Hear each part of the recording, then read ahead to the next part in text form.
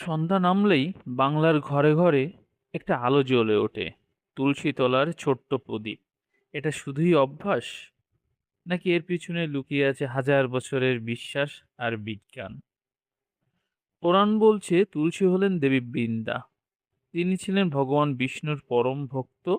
তার সতীত্বের তেজ এতটাই ছিল যে দেবতারাও হার মানতেন। বিষ্ণু কথা দিয়েছিলেন তুলসী পাতা ছাড়া তার কোনো পূজাই সম্পূর্ণ হবে না। সেই থেকেই তুলসী হলেন লক্ষ্মীর প্রতীক। সন্ধ্যায় তার তলায় প্রদীপ দেওয়া মানে ঘরে লক্ষ্মী নারায়ণকে আমন্ত্রণ জানানো। বিশ্বাস, এতে সংসারে অভাব থাকে না। কিন্তু এখন প্রশ্ন হলো, কৃষ্ণ কেনই বা তুলসীকে বলেছেন যে তার পাতা ছাড়া তার পুজো হবে না? চলুন আমরা জেনে নিই তার বিস্তারিত বর্ণনা।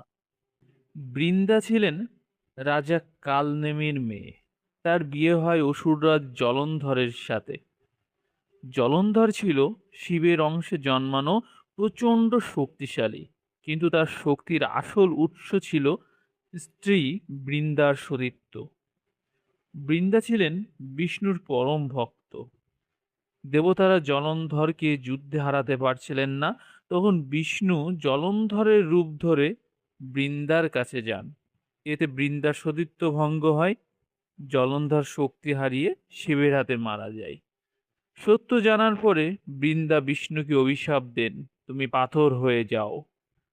বিষ্ণু শালগ্রাম শিলা হন। পরে বৃন্দা নিজের দেহ ত্যাগ করেন।